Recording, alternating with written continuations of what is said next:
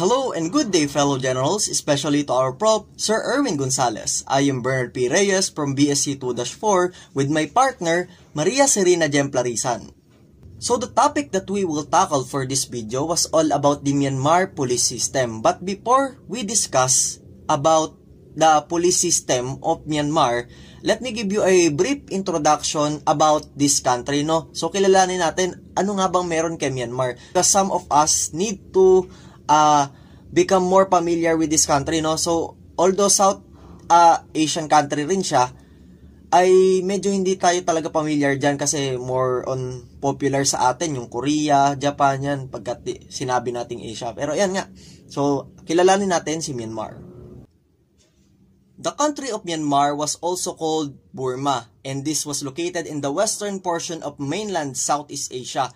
In 1989, the country's official English name, which it had held since 1885, was changed from the Union of Burma to Union of Myanmar. The capital of this country is what we called Naypyidaw, and their official language is what we call the Burmese language, no? So base po rito, ang Myanmar daw po ay dating tinatawag na Burma, and ito nga daw po ay located sa Southeast Asia, which means Asian country po siya, kabilang po sa atin, Philippines, Taiwan, Thailand, Korea, Japan, just like that po. Then nung 1989 daw, yung official English name, which is yung Burma, ay napalitan nga daw po ng Myanmar. Union of Burma, napalitan ng Union of Myanmar.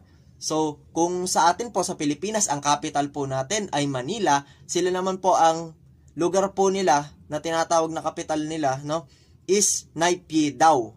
Then, kung meron po tayong Filipino language, ang kanila naman po ay Burmese language. So, let's proceed naman po sa history ng Myanmar, no. So, Myanmar is squeezed between India and Bangladesh to its west, China, Laos, Thailand to its east, and formerly known Burma occupies 678,500 square kilometers along the Bay Bengal and has an approximate population of 45 million people. As part of India until 1937, it was British colony until 1948, no? So based po dito, Myanmar daw po ay napapalibutan ng bansang India, Bangladesh, China, Laos, Thailand, and ito nga daw po, ang Myanmar nga daw po, ang kabuuang sukat ng country nila is tinatayang 678,500 at may approximate population sila na 45 million katao, no? So, dati daw po, noong 1937, ay ang Myanmar ay sakop ng India. Then, noong 1948 naman po, ay nasakop sila ng British colony, no? Kung sa Pilipinas po, na-colonize po tayo ng Espanyol, Hapon, tsaka ng mga Amerikano, sila naman po ay nasakop ng mga British colony, no? So, Myanmar Police Force was reorganized as the police force in 1964 and was reorganized again to the present setup as the Myanmar Police Force on October 1, 1995. People's Police Force was established in 1964 and as an independent department under the Ministry of Home Affairs, no? So, parang katulad lang din po ng dito sa Pilipinas, PNP, Philippine National Police. Kung meron po silang Myanmar Police Force, meron po tayo dito, PNP, no? Marami rin pong pinagdaanan, marami rin pong nangyaring pagpapalit ng pangalan, no? Kumbaga po noon dito po sa Pilipinas, meron po tayo tinatawag ng Philippine Constabulary, Insular Constabulary, yun po, mga ganon.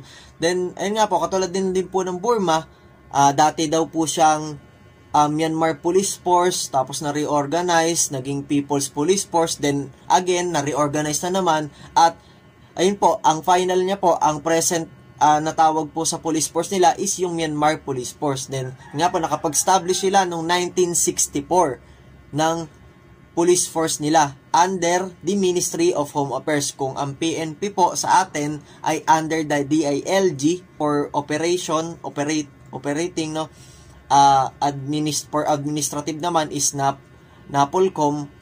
Dito naman po sa Myanmar is tinatawag na under sila sa Ministry of Home Affairs, no? It is commanded by a Director General whose rank is Major General. His deputy, who holds the rank of Brigadier General, is responsible for command, control, and supervision of the police throughout the country.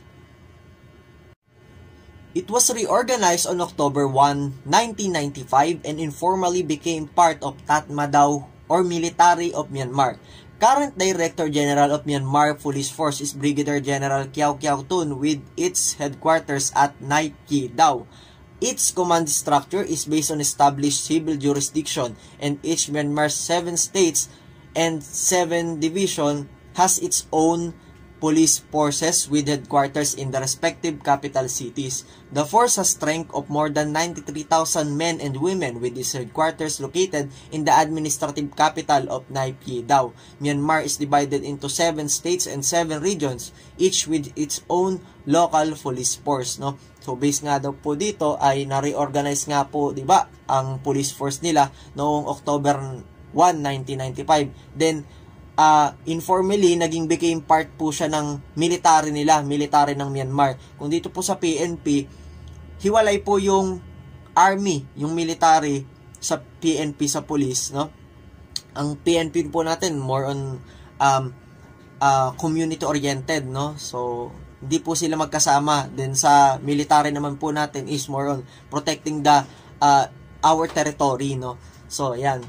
Yung current director na daw po is si Brigadier General Kyaw Kyaw Tun, na ang headquarters niya ay nasa capital nila, no, Naypyidaw. Then meron pong total strength na 93,000 men and women ang kanilang police force, no. With its headquarters, may mga headquarters din sila or may mga stations, no, sa capital ng Naypyidaw, yung nakakalat sa buong Myanmar, no. So, Myanmar is divided into 7 states, no? May 7 states sila. Like United States, marami yung sa United States, pero meron din silang 7 dito, no? Yung Myanmar. Then, meron silang 7 regions. Kung sa Pilipinas, meron po tayong 17 regions. Sila naman po ay may 7 regions, no? At meron nga daw pong local police force, no? With its, sa 7 states, sa 7 regions, meron silang kanilang local police force. So, ano nga ba yung objectives ng Myanmar Police Force? Number 1 is community, peace, and tranquility. Unang-una, ang gusto nila ay magkaroon ng kapayapaan sa kanilang country. Kaya sila may police force. Number 2 is prevalence of law and order. Law enforcement. To enforce law. To enforce orderliness. Yan. Number 3 is narcotic drug suppression. Ayan ang number 3 nila, no? Sa PNP, hindi naman nila in-specific na nasabihin yung narcotic drug suppression, pero yung sa kanila sa Myanmar Police Force siguro malaki yung problema nila sa pagdating sa drugs, no? Yan, kaya narcotic suppression, kailangan nilang i-suppress, kailangan nilang makontrol, ma-prevent yung pagkalat ng drugs, no? So number 4 is to carry out community welfare activities, no? So sa PNP, di ba po, community oriented, no? Community-oriented din ang Myanmar Police Force, no? More on community welfare din po sila, no? Tumutulong sila more on sa komunidad, no? Hindi lang po to suppress the crime, but to help the community sa kung ano bang kaya nilang gawin na suporta. Ito naman po tayo sa function. Ano nga ba yung function ng Myanmar Police Force, no? So magkaiba po ang objective sa function, no? Ang objective po is sinasabi po dito yung purpose, yung goal nila or yung gusto nilang maging outcome doon sa ginagawa nila sa functions, no? Ang functions naman po ay yung set ng instruction or commands para nang sa ganon ma-achieve nila yung objective nila, no? So, ayun, kung makikita po natin, meron po tayong 5 functions. Yan. Number 1 is prevention of crime. Number 2 is detection and proceeding of crimes. Number 3 is maintenance of public orders. And number 4 is public security. And number 5 is drug enforcement, no? Kung i-compare po natin yan sa PNP, ang naiiba lang po talaga is yung drug enforcement, no? Talagang nagpo-focus sila dito sa drug enforcement. So, makikita po natin mamaya yan sa transnational crimes. So dito naman po tayo sa Myanmar Police Entry Requirements. So sa PNP, meron po tayong tinatawag na PNP Entrance Qualification. Syempre po dito din po sa Myanmar, meron din po silang mga requirements and qualification kung ano nga ba yung mga standard nila pagdating sa pagpasok sa service, no? Kung gusto mo na pumasok sa police force, kailangan mong makuha itong qualification na to or makumpleto mo yung requirements na to, no? So, step 1, physically fit and mentally fit, must be in good health. So, ganyan din naman po sa PNP, no? Kailangan physically and mentally fit ka. Malalaman natin to sa pamamagitan ng mga test, no? Yung mga medical testing, no?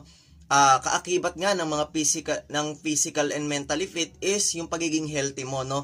Hindi ka pwedeng pumasok sa serbisyo na hindi ka mentally stable and physically unstable, no? Hindi ka pwedeng pumasok ng service kasi you need to be capable on sa mga kakaharapin mo when you enter in the service, no? Kasi mahirap talaga yan. Mahirap talagang pumasok sa serbisyo. Talagang sakripisyo.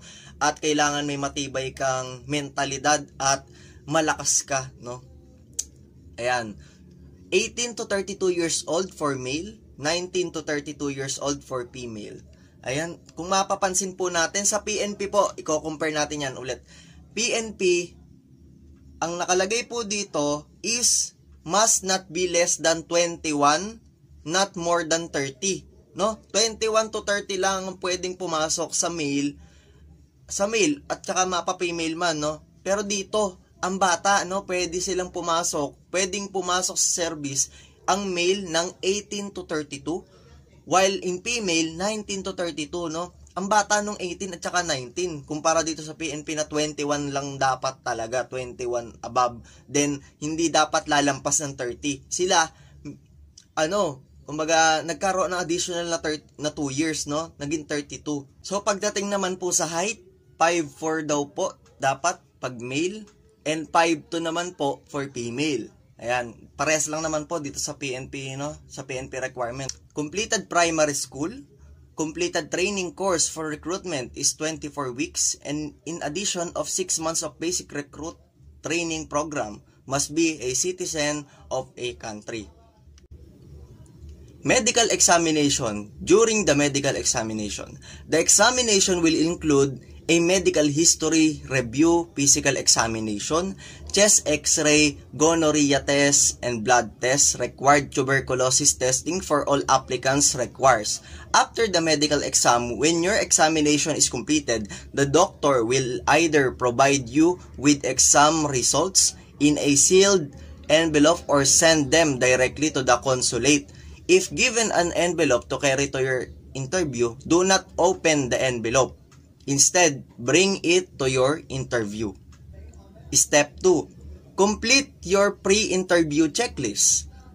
Number 1 is medical exam result in sealed envelope provided the panel physician. Number 2 is photo identification. Number 3 is your original birth certificate.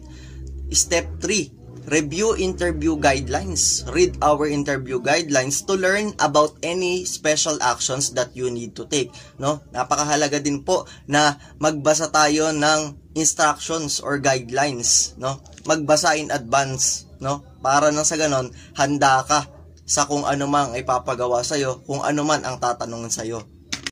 Ayan, pagdating naman po sa agreement, a newly hired police trainee probationary police officer shall agree to sign the attached repayment agreement. Siyempre, agreement dyan. So, ito naman yung oath required, pananumpa, upon graduation from the Department of Criminal Justice Training Basic Training Academy and prior to performing the duties as a police officer, police recruits shall be administered the statutory oath of the office by a person authorized to administer such oaths. Orientation and processing of newly appointed police. Newly appointed members, yung daw mga bagong appoint na police or members, is kailangan mag-report po sa chief of police nila. Then, para nang sa ganon, magkaroon sila ng request for orientation and processing. Napakahalaga rin po ng orientation and processing para naman po malaman po ng isang newly appointed kung ano nga ba yung mga kailangan niyang gawin o ano yung mga duties niya. Yan. So ito naman po yung Myanmar Police Force vision, mission and motto. Their vision is together we keep this region safe. Mission is preventing and combating transnational crime through a greater nexus and creative policing collaboration. And lastly, their motto is loyalty, integrity, and courage. So this is the flag of Myanmar Police Force. Then eto naman po yung kanilang official emblem and yung logo. So let us proceed naman po sa promotion, ranks, and department na i-discuss po ni Miss Plarisan. Promotion, ranks, and department. The administrative structures. Sa administrative structures, meron tayong headquarters, state and division police forces, special forces, department or yung mga railways police department, and training centers, reserve units, and police battalions. So, dito sa the headquarters, headed siya ng Director General. Since siya nga yung head, meron siyang under, which is yung deputy director na may ranggong police brigadier general. And siya yung magta-take responsibility pagdating sa mga pagko-command, ganon, control, and monitor sa lahat ng department ng Myanmar Police Force. The state and division police forces. There are 14 state and divisional police forces and 3 additional state police forces. And lahat ng to is commanded sila ng police colonels. But yung jurisdictions are divided according to the civil administration. Ano nga ba yung civil administration? Civil administration refers to the system and structures that are responsible for governing and managing a territory or region. Dito nga, yung state and divisional police forces consist of 4 components, which is ito nga yung bulleted na 4 sa baba. Una is yung Office of the Commander of the State and Divisional Police Force. Pangalawa is Office of the Commander of the District Police Force. Pangatlo is Office of the Commander of the Township Police Force. And yung pang-apat is yung police stations. The District Police Forces. Dito naman is nahati lang sa dalawa. Yung District Police Forces depende sa lugar at populasyon. Yung una nga is yung A-Class District Police Force.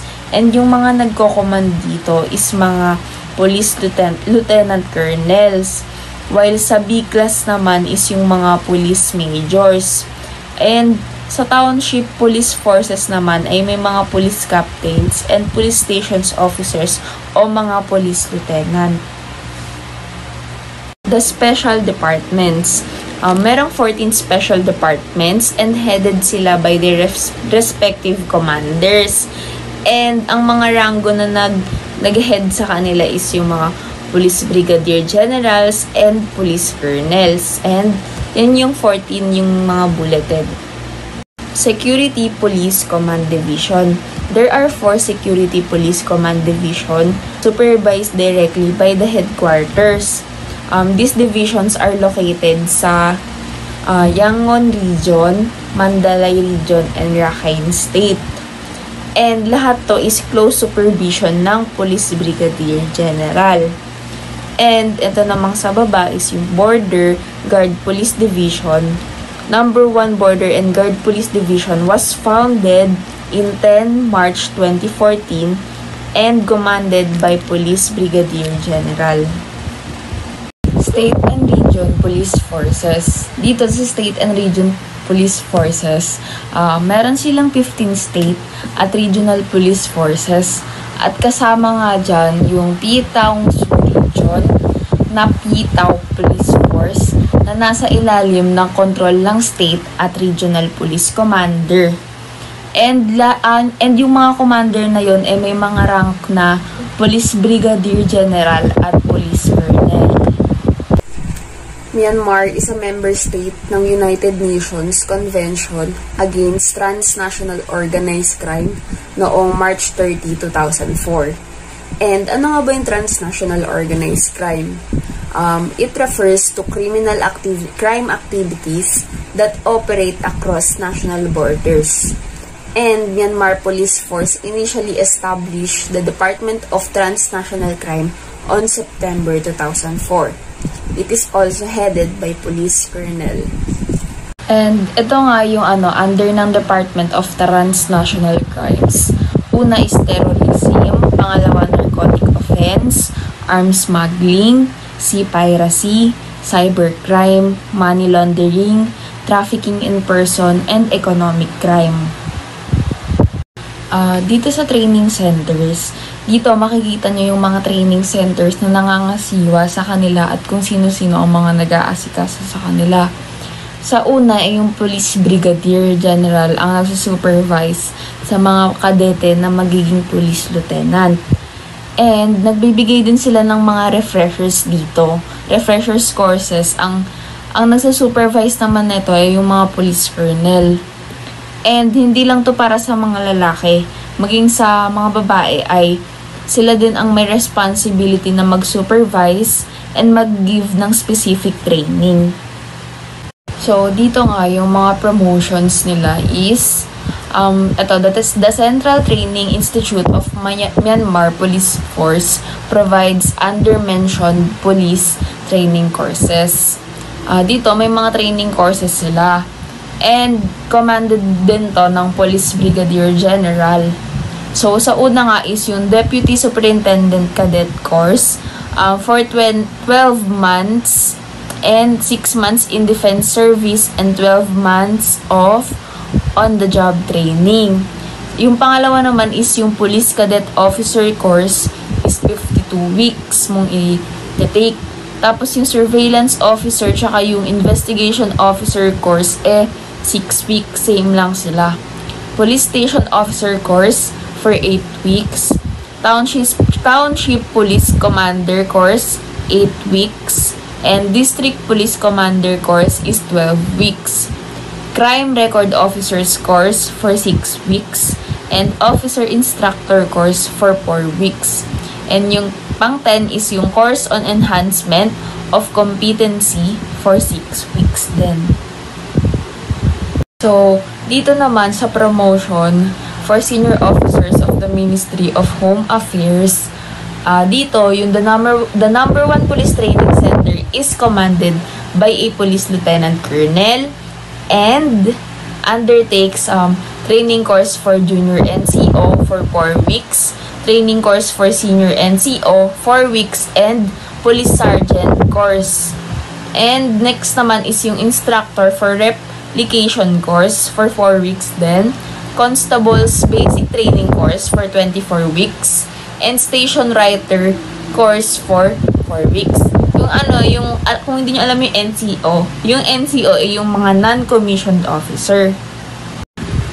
The number 2 police training center is also commanded by a police lieutenant colonel and undertakes only basic training courses for constables for 24 weeks. The state and divisional police forces have their own training. Centers for refresher courses and junior NCO courses or non-commissioned officer.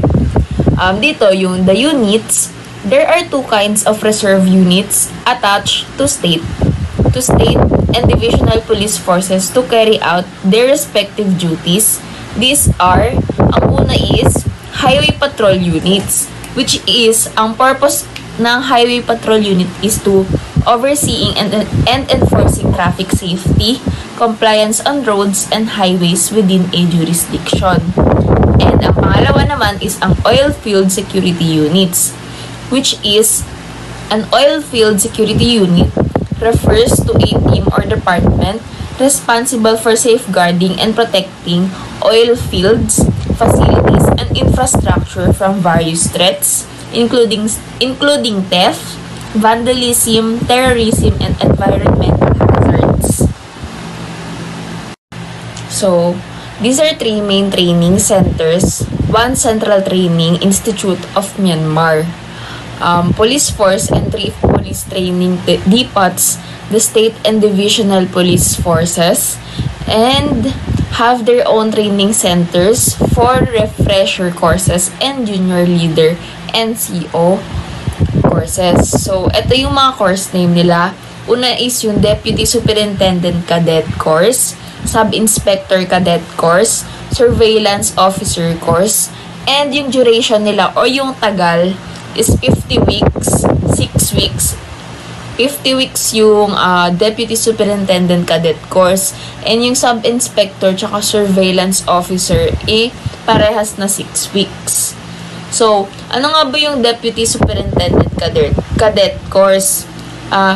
Yung Superintendent Cadet Course or yung Deputy Superintendent Cadet Course is typically a training program designed to prepare individuals for a role as a Deputy Superintendent in a law enforcement agency. And sa pangalawa naman, cadet learns about law enforcement procedures, criminal law investigate techniques, and other essential skills and knowledge required for the role of a sub-inspector. A surveillance officer is a professional responsible for monitoring and observing people, places, or activities covertly to gather information, ensure security, or conduct investigation. Police Station Officer Course, Staff Officer Course, Township Police Commander Course, and District Police Commander Course. And yung mga duration niya is, para sa Police Station Officer Course is 8 weeks, Staff Officer Course 6 weeks, Township Police Commander Course 8 weeks, and District Police Commander Course is 12 weeks, and Investigation Officer Course for 6 weeks. Basic Training Course for Lance Corporal and Corporal, 4 weeks, and Warrant Officer and Police Sergeant's Course, 12 weeks, and Basic Training Course for Constables, 24 weeks, Clerical Training for 4 weeks, Instructor Renewal Course for 4 weeks.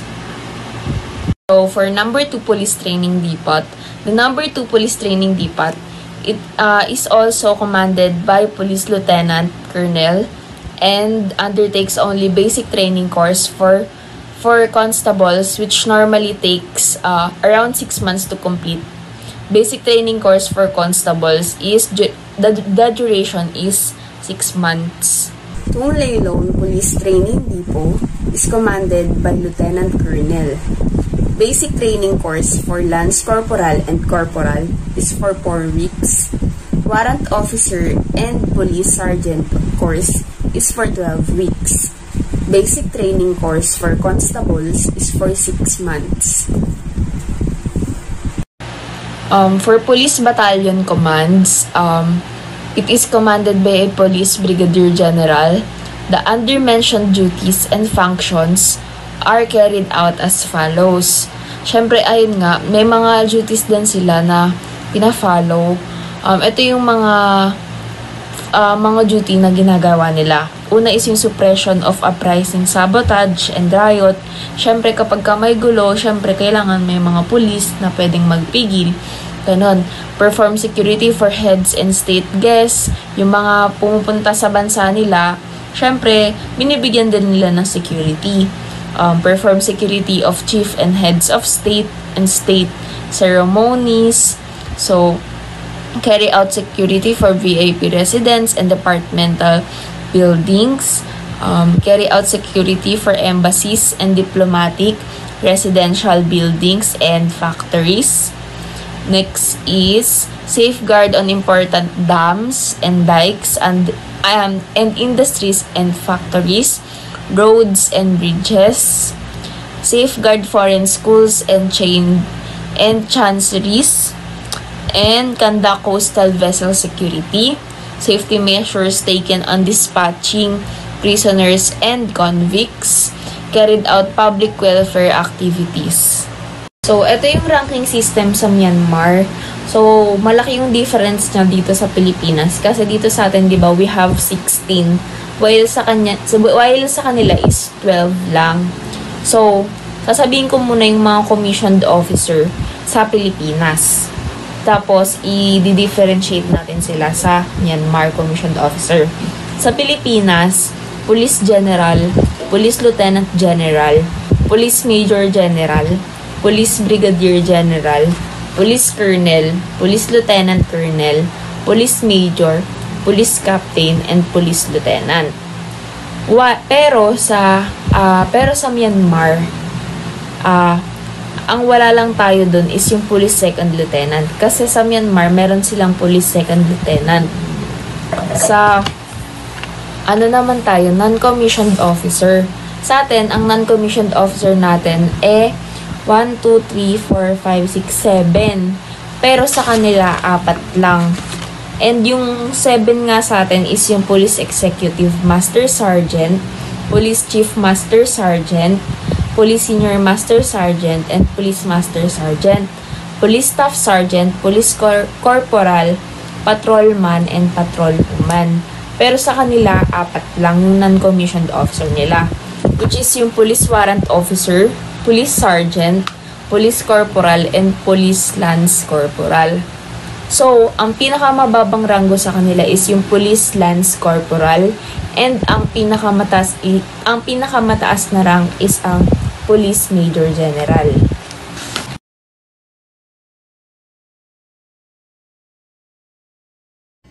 So, dako naman po tayo dito sa Myanmar Transnational Crimes and Myanmar Police Model. Dito po ay tatalakayin natin kung ano nga ba yung mga transnational crimes na kadalasang kinakaharap or kinakaharap talaga hanggang sa ngayon ng Myanmar. Then, ano nga ba yung mga police model na ginagamit nila para nang sa ganon ma-suppress, ma-prevent, and ma-control itong mga transnational crimes na to, no? So, bago tayo mag-proceed, no, ano nga ba pag sinabi nating transnational crime?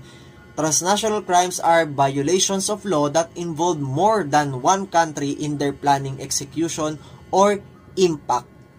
No? So, ito yung mga crimes na talagang laganap sa mga national borders. No? Halimbawa na lang natin, ito nga, ayan, examples of transnational crimes in Myanmar. Ito yung mga kinakaharap nila, pangunahin, no? Mga pangunahin lang yan, pero marami yan.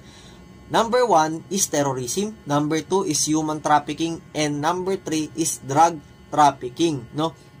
So, drug trafficking, kaya pala doon sa nakalipas nating mga slides, no, objectives and function, andoon si narcotic and drug suppression, no? So, problema talaga nila itong drugs, no? Problema nila ang illegal drugs, no? So, ayan, pag nga sinabi nga natin, again, pag sinabi natin transnational crime, ito yung mga crimes na across the national borders, no? Mabigyan ko pa kayo ng ilan pang example. Meron tayong smuggling, yan, cybercrime, tapos yung wildlife trafficking, yung mga endangered species, binebenta yan. Pero talagang drugs ang malala dito, no, sa Pilipinas, kung sa Pilipinas lang, no, kasi nakakalusot pa rin sa customs tonelada na yon, hindi pa rin nakita. Terrorism in Myanmar. Myanmar has been facing growing security threats of terrorism, particularly from the Arakan Rohingya Salvation Army or ARSA. The present humanitarian crisis in Rakhine State of Myanmar was ignited by the unprovoked armed attacks of ARSA against multiple Myanmar security posts in 2016 and 2017. No? So, ayan, naging problema rin nila yung terrorism, at itong terrorism na to ay tinatawag na ARSA. No? Based po sa aking research is ang structure and ideology po ng ARSA is yung primary objective nila is to liberate their people, no? To liberate the people from the humanizing oppression perpetrated by all successive Burmese regimes, no? So ayan, ARSA say it aims are to defend, salvage, and protect the Rohingya against state repression in line with the principle of self-defense. The Arakan Rohingya Salvation Army was formed in the wake of 2012 Rakhine State riots, in which ethnic Rohingya Muslims were targeted by ethnic Rakhine Buddhists. No? So, kaya daw po nabuo itong ARSA is to protect themselves, to defend themselves para dahil may mga na-target sila nung Rakhine Buddhist no, nung may riot, no. So ayan, kaya bumuo sila ng sarili nilang grupo, then nagrebelde nga sila. Ayan. So, transnational crime nga matatawagan terrorism kasi present din yan sa atin may teroristang grupo tayo noon, no, 'di ba, sa Marawi Siege. Ayan, Maute Group. Na ang gusto naman ng Maute Group, Maute Group under the ISIS, no. Ang gusto naman ng Maute Group is to establish an independent Islamic state na ang nagpapatakbo ay Islamic law, no. Gusto nilang makuha yung part ng Pilipinas, yung Mindanao, no, yung Muslim majority province, no, maihiwalay sa Pilipinas, na magkaroon sila ng sarili lang estado. Yun, gusto nila talagang manakop. Yun ang mali, no. So ayan, meron din tayong tinatawag ngayon latest, yung about sa Israel, yung teroristang grupong Hamas, na gusto naman nila makuha nila yung Gaza, makuha nila yung yung teritoryo kasamang teritoryo ng Israel, no. Kaya naman yung Israel hindi pumayag, binomba sila ng binomba doon, no. Nadamay na tuloy yung ibang mga Palestino. Sana naman matigil na, no. So ayan, let's proceed naman po. Ito. So human trafficking in Myanmar. Myanmar is a breeding ground for men and women and children who are subjected to human trafficking, specifically forced labor, and for women and children, forced prostitution in other countries. Children of Myanmar being transferred to Thailand as subjected to forced labor as sellers and beggars in Thailand. Sexual exploitation in Myanmar. People are trafficked to Thailand, China, Malaysia, South Korea, and Macau for sexual exploitation in Thailand. Domestic servitude and forced labor. Some Myanmar migrants end up in situation of forced bonded labor or forced prostitution. Yan, talamak nga po talaga, base po dito, yung human trafficking. Hindi lang po sa Myanmar, kundi, ayan, Thailand, China, Malaysia, South Korea, and Macau. Then papadala sila sa ibang bansa, katulad nga lang po ng Thailand. Kadalasan po mga babae, no. Pinapangakuan sila ng trabaho doon sa country na yon, tapos ang kakalabasan lang pala nila doon ay prostitution. Magiging prostitution sila. Masasama yung mga bata, halimbawa, ayan, may human trafficking din, pati mga bata na dadalhin sa ibang bansa, tapos gagawin lang pala mga pulube. Ang masama mo doon, gawin din silang prostitution o i-involve sa mga sexual crimes, no, activity. Yan ang masama, no. So child trafficking and child labor are reportedly on the rise in Myanmar. According to UN figures, the estimated number of internally displaced people since the co-op in the country has passed 700,000, including more than 250,000 children as of 1 June 2022. Yan, latest lang. Yan ang nakakalungkot na balita, no. Talagang talamak talaga sa kanila yung human trafficking. Yan naman dapat talagang masurpress and makontrol to, no. Dagdag info pa, no, sa Pilipinas. Ayon dito, no, sex trafficking frequently occurs in tourist destinations such as Boracay, Angeles City, Olongapo, ayan, Puerto Galera, and Siargao, ayan, where there is a high demand of commercial sex acts. Ayan, sa China naman, China is the world's second most populous country and has the second highest number of human trafficking victims in the world. Ayan. It is a country of origin, destination, and transit for sexually trafficked persons. Sex trafficking victims in the country are from all ethnic groups in China and foreigners, no. Maaaring ang mga nayo-human trafficking o nabibiktima ng human trafficking sa Myanmar ay pinapadala rin pala sa China. Ayan.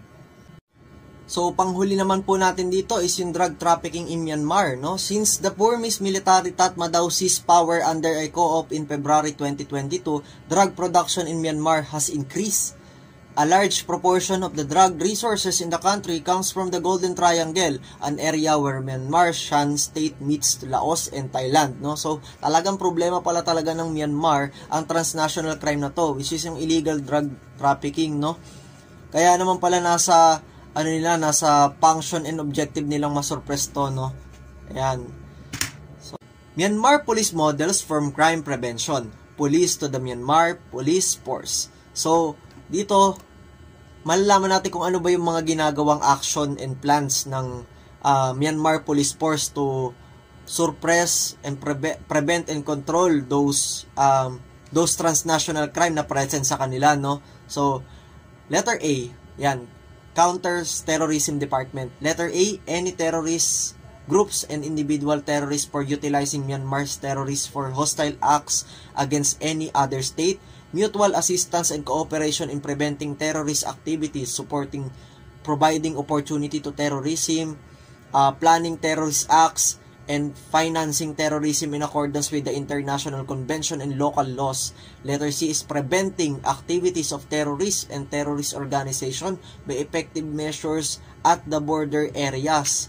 Letter D is promoting regional forums, providing capacity building training and technical cooperation to fight against terrorist activities and financing terrorism.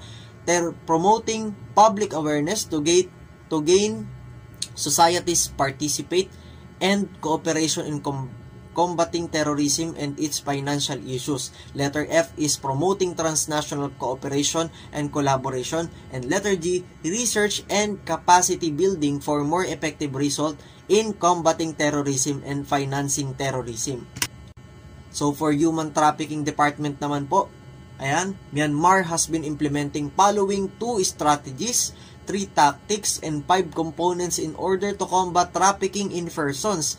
The 2 strategies are to prevent suppress of trafficking in person as a national duty, since human trafficking damages the pride and reputation of Myanmar nationality that should be valued and safeguarded by all Myanmar people.